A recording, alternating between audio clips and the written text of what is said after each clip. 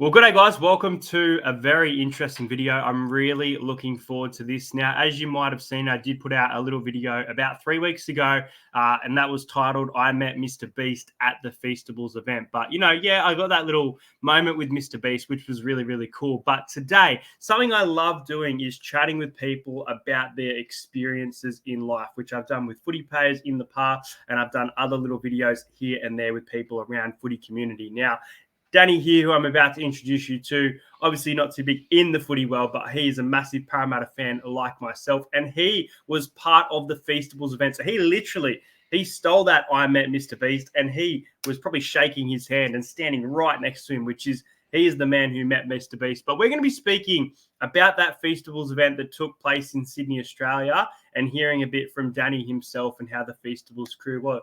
Danny, welcome to the channel, and I hope you're excited to chat all things Feastables.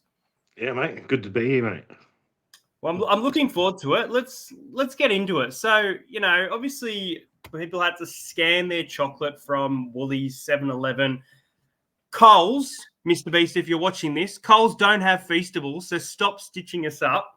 That was part of the thing. But I've not seen a Coles yet that had them. But basically, you had to scan the back of the chocolate to win, a chance to win a car. So I want to ask you, what time was it? And where was it where you had scanned that winning piece of chocolate, and what kind of occurred? Did you get an email? How were you notified? That sort of thing. But where were you? It's give me a bit of a rundown back to what happened 4 weeks ago now. Yeah, mate. It was a bit of a shock. It's a pretty long story, but I'll keep it short. We woke up in the morning early. Me and my kids. I got a 10 and 11-year-old, so they're all into Mr. Beast. I've watched him for years. It's like the one YouTuber that we have a rule that we have to watch it together. Like, we're not allowed to watch it on our own. If there's a new video, we watch it during dinner or whatever. So I woke up and saw that video of him saying he's going to be in Sydney giving away cars. So I instantly walk out of my bedroom, showed it to my son. My son straight away is like, Dad, we live across the road from a Woolies. He's like, Dad, I need to go get some Feastables. I'm like, yeah, sweet. Up to you. He's gone. He's getting all his pocket money and he's gone across the Woolies. He literally bought 6 bars. Wow. 6 bars. And I think it was the second or the third scan. It came up. Like, you had to get a reel come up, like a poker machine or whatever. And it was Lamborghinis. If you got 3 Lamborghinis, you win. And then he's got 3 Lamborghinis. And it said, congratulations, you've won. And I'm like, oh, yeah, that's cool. Like, maybe you won a free chocolate or something. And then a video popped up on the screen. And it's like a video of Mr. Beast and his crew. And they're just saying, congratulations, you've won a car. And they've said, come to the Opera House right now so that we can organize what car you're going to get. Imagine so we're spinning out. Yeah, imagine scanning that at like 11 o'clock at night, and then you get that message, come to the Opera House right now for you and your son. Yeah, well, that's the thing. I'm lucky I'm from Sydney, so it took me 40 minutes to get to the Opera House, walk around like a bit of an idiot, talking to security, Opera House people working. They have no idea what's going on. But I later come to find out, people that drove from Newcastle, people that drove, like some of the other contestants that have got the same message, they all did the same, which it turned out in the end was a production mistake. We had dinner with the crew, and we were telling them that story, and they're like, "Really? Did that really happen?" We're like, "Yeah, we all rushed to the Opera House, but yeah, there's nothing there." And yeah, that gave us a bit of skepticism, I'd say. Yeah, wow, that would have been pretty crazy going there and not knowing. And, you think you'd receive, I don't know, I mean, when you put in your details, you have to put like email, phone number, that sort of thing. You'd think there'd be correspondence. You mentioned there that you and your family are always watching Mr. Beast videos. And for me, I remember watching it 9 years ago. I remember he had like an Asian sticker and he said, subscribe if you want a cookie, things like that, before he was such a massive name that we know today. So I want to ask you, in all honesty, are you a newer Mr. Beast fan, or are you a classic one? Are you someone who's been there since the start, or where was your first video? Well over 5 years ago. Like, I wouldn't say I'm like a classic 13-year-old Mr. Beast, but been watching for a long time, yeah. Yeah, lots of different videos there to choose from. And you just said about 5 years ago, so there was all those challenges or helping out, the homeless, those sort of things, compared to what he does now, which is such a global big scale.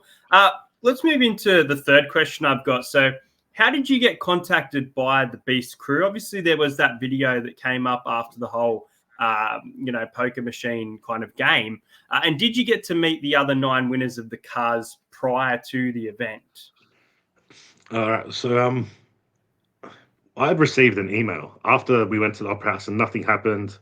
I'd actually emailed them on Twitter or X and said, "Is this legit?" On the Feastables page, and they actually replied to me and said, "Oh, give us the receipt number or whatever, and we'll get back to you." And then they got back to me after I did that, and they said, "Yeah, we'll call you and give you some details shortly." So the next day, my phone rings, and up on the screen it says California, USA. I'm like, here we go. I answer it, and it was Jimmy. Jimmy called me and goes, "Hi, do you know who this is?" I'm like, "Yeah, I know who this is. This is Mr. Beast." He's like, "Yeah, do you know why I called you?" I'm like, "Yeah, mate. I think I've got a good idea now. It's sounding pretty real." He's like, "Yeah, well, congratulations. I'm going to get my team to contact you, send you some forms, and we're going to fly you out to Sydney." And I'm like, "Oh, really?" He goes, "Where are you from?" I'm like, "Sydney." He's like, "Oh, we'll get you a car." I'm like, "Oh, yeah, that's cool." And then, yeah, he got off the phone. He said, actually, I told him keep the Lamborghini warmed up because I'm going to take it home. But that didn't happen.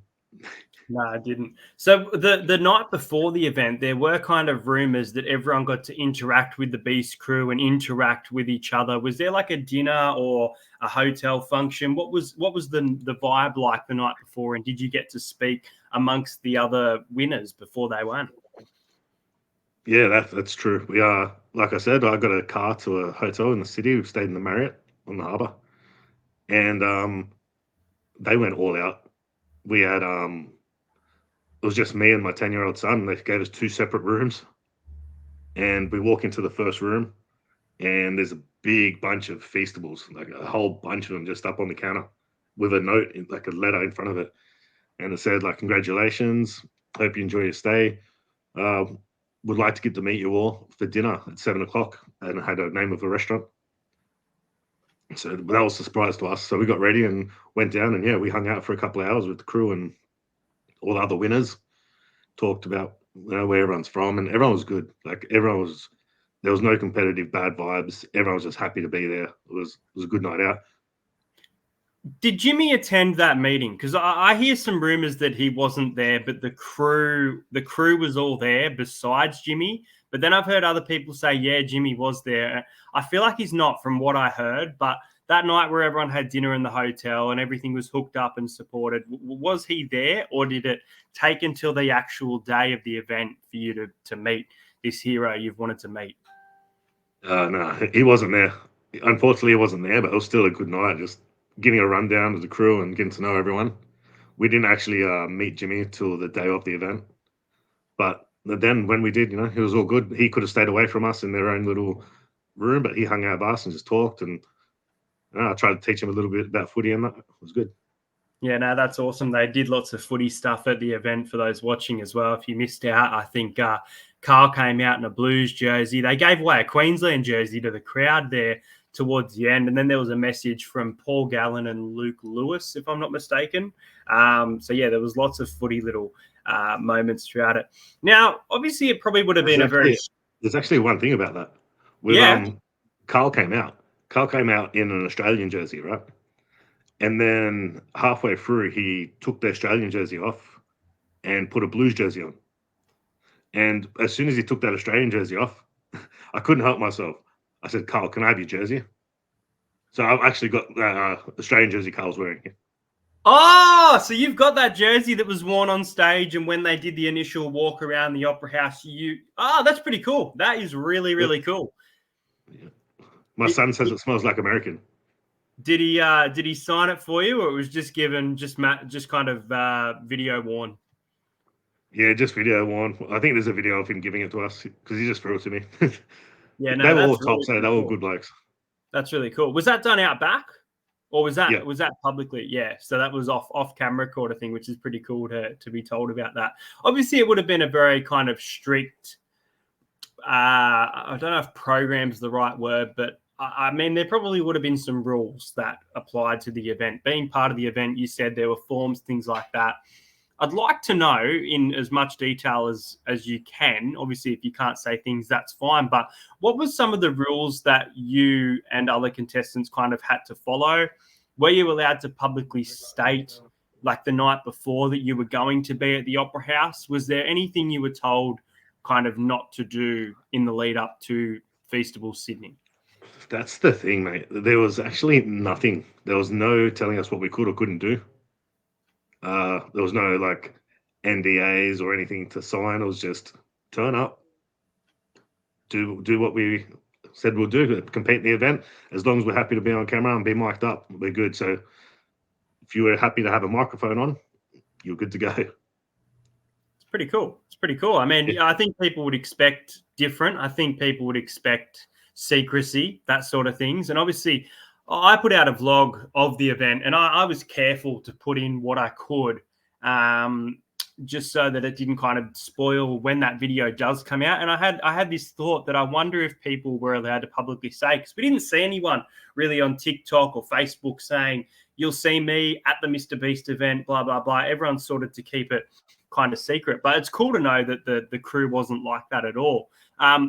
I mean, that kind of answers my fifth question, which is what was the Beast crew like, especially Jimmy? You said Carl gave you an Australian jersey. Jimmy gave you a phone call and then was stopping by for a chat backstage. Was there anyone else from the Beast crew that you really got along with? I think I spent out of like the limited time that we had, because we were backstage and we were getting mic'd up and we were getting told how everything was going to proceed. We are getting told all this different stuff. But for the time that we did have, they were good, man. They just stuck around, hung out, talked just about normal things, telling us how lucky we are to live in Australia. One of them, Nolan was saying to me, are you like, do you take Sydney for granted living here? I'm like, well, not really. Like when I leave and I come back, I'm happy to be here. He's like, yeah, this is probably my second favorite place in the world. I'm like, oh, really? He goes, yeah. Like, how long you been here? 2 days. So, yeah, they were all pretty good like that. Jimmy stayed around and we were throwing a footy around for a bit. Just he was throwing it like an American football, and then I was just showing him like how we throw a footy. And then even I've got a video myself of he was just signing stuff for us because we're taking photos and doing all that. And there was a lot of things backstage that we could just have. So there was some like blues footies, and I got him to sign one because he's got a thing like he wouldn't sign the jerseys because he said he would never sign a shirt again. He told us that straight away. He said he did that video. I don't know if you remember. He did a video where he signed 10,000 shirts. Yeah, yep. And he said he will never sign another shirt. So yeah, Wow. I gave him a blues footy. And he's like, "Isn't that game on soon?" I'm like, "Yeah, a couple of hours. You're gonna come watch it?" He goes, "I won't be able to come watch it, but go the Blues." I'm like, "Yeah, go the Blues." It's interesting you mentioned that about the signing shirts, because I'm not sure if you know this, but in the crowd, and I was obviously one of the people trying to catch shirts, I did manage to get one of the balls that was passed for the event afterwards. But half of the shirts were empty and said Feastables. The other half were actually signed by Nolan, Jimmy, and Carl. So there were Jimmy, shirts going around signed by the entire crew. I don't think Laserbeam signed them, but they definitely had the three core members there. So yeah, it's interesting that obviously maybe they were photocopy signed from that kind of thing. But yeah, there were heaps of people getting shirts from the crew, like white Feastable shirts after it, and getting really excited when they open them up and see all the signatures on them. yeah, I didn't get to see much of that crowd stuff out there, but it seemed like they were giving a lot of stuff away. Like I think there was a point during the show where they were saying, "Oh no, we're handing out so much chocolate, we've just handed the crowd projectiles," because they started coming back at the stage so bad, and they're like, "Do we have to stop this?" And I said, "I don't think you worry about the Feastable bars. It's the cans of water that you guys are handing to the crowd. They're a lot worse."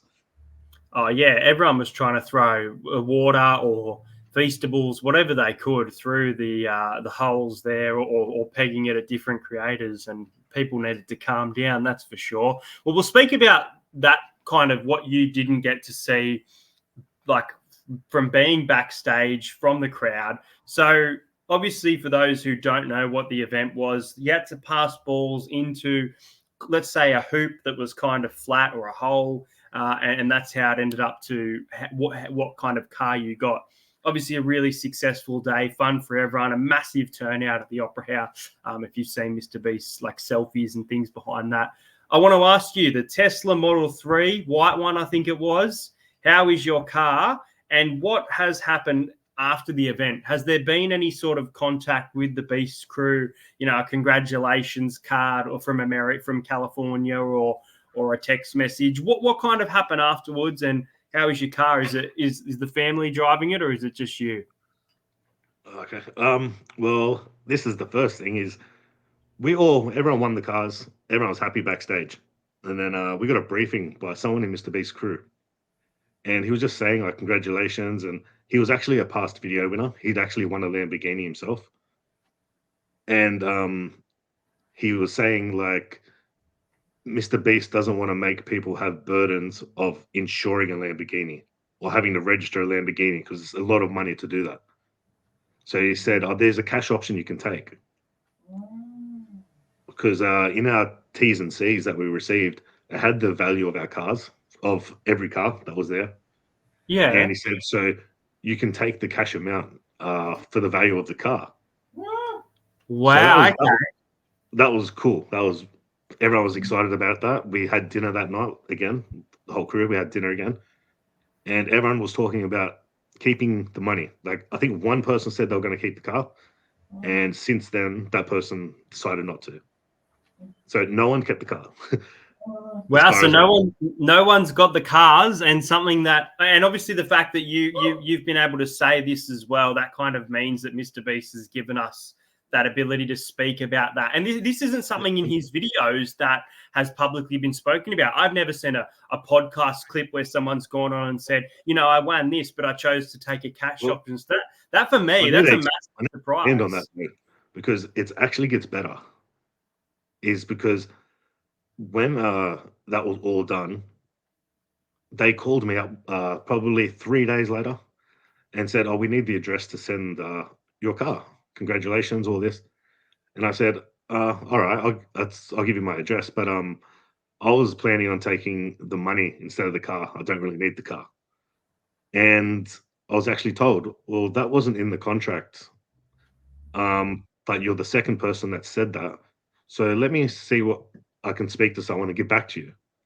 And yeah, I copped a phone call back a couple hours later, and they said, "We've had a chat about it, and we don't want any of you guys. We want you to have the best experience you can. We don't want any of you guys to have a sour taste in your mouth because you guys have already been told that there was a cash prize if you want it, and it's not in the contract, but we're willing to do it for all of you. And then we'll put the onshore, the insurance and the on-road cost. We'll add it onto the top of the prize as well, just so that you guys are happy and we made sure you had a good time." And we're like, "Wow, they didn't have to do that. Wasn't in the contract, but they did it." Wait, so by that they added additional money, or they gave you both? They added additional money on top. Wow. So what your car was originally worth, they added additional costs to what they believe it would have been worth in Australian dollars, obviously, Yep. as kind of an extra alternative. Wow, as you said, it does get better and better, which is really, really cool. This video could be called The Secrets of Mr. Beast now, for all I know. But yeah, for me, man, I've been a massive fan for 9 years, and getting to see you on stage. Were you happy with, you know, your prize? Were you happy with the way you were passing? Was there anyone that you kind of met at the event that you have now become kind of friends with outside of the event? I've spoke to a couple of people and it's just like a good, like it was good. It's good meeting you. That sort of stuff. You're in Sydney, don't hesitate to give me a call. Same way for the going into where they live, just that sort of thing. Keep in contact a little bit on Instagram with people. Um, that's we didn't really make friendships, I would say, but everyone was great. I had nothing bad to say about anyone. They were all good. And when it comes to the passing challenge, I've had a little bit of joke with my mates and my family that I've kind of sold the bag. I should have won. I keep telling him that. Because not gonna lie, I had a plan at the start. I was gonna keep missing and just let everyone get the below cards. And then when it came down to the last two, go for the Lamborghini. And I got an unlucky bounce, I'd say. But I'm still obviously so happy with what I got. It was a great way to have my daughter's 10th birthday as well. Yeah, that was pretty cool. That was pretty cool. Yeah, they got your daughter on the mic there to give you that motivation as well, which was really really cool for the family, I thought. Now, obviously, you're a Parramatta Eels fan. We've spoken about this. You've actually been a fan of this channel for a while, which is really really cool. And you reached out to me to say I've been watching your video for a while. Obviously, with this money, who would you like to buy with the club? Who's added to that Parramatta contract with all that beast money now in 2025? I don't think I'd buy anyone. We would need to expand our salary cap on who we could keep because I've been hearing rumors that Madison's been told he can go. I'd like to keep him there. He's he's a great player, but I think he's more of the morale in the team. I think he must be a big role in the team for that. And then keeping Blaze would be great to keep with Guffo at the same time. But where do you put them both? That's the hard thing, man. That's the hard thing for Riles. Obviously, Riles, our new coach. If you didn't know, the Eels have announced new coach for 2025, Jason Riles, and myself and Danny both looking forward to it. Well, Danny, I think over the next couple of weeks and over the next couple of years, we're going to be in contact. And I think when you're going to be at a game, I'm definitely going to get you on a vlog in the channel. But I really just want to say I appreciate you reaching out to me. I appreciate you spending this time jumping on the channel. It's been absolutely fantastic. And once again, congratulations to you and your family for what is, in my opinion, a massive life-changing experience and all the secrets detail that you've been able to reveal here tonight. Yeah, thanks, mate. Thanks for having me. Been a pleasure, mate. And yeah, man, if we catch up at a game or something, getting a vlog happening, that's cool with me, mate. That sounds good, mate. I want to ask you one last question before you leave, because obviously your son bought 6 Feastables, and I'm sure that you've had your fair share. What is your favorite flavor of Feastables? For me personally, I don't mind the milk crunch in second, but for me, I love the dark chocolate. I'm a big fan of that. Oh, really? Dark chocolate? That's a interesting choice. Like, not many people say that. Like, not bad. I don't mind it, but yeah, I'm a milk guy. You're a milk chocolate. Milk chocolate's actually my least favorite. Yeah. So it's Oh, funny. really? From 4 to 1, that's my 4. Dark chocolate being my 1. But guys, I hope you guys enjoyed this video. Leave a comment in the comments below, and I'll be sure to pass that on to Danny. Danny, thank you for joining me. At 5,000 subscribers, this channel will be giving away an NRL membership, so make sure you do subscribe. It's been a ton of fun to talk all things Mr. Beast, and I hope one day he comes back to Australia and reaches out to Danny to say, what an experience. But it's been awesome. Subscribe if you're new around here. Thanks to Danny. I'll see you guys later.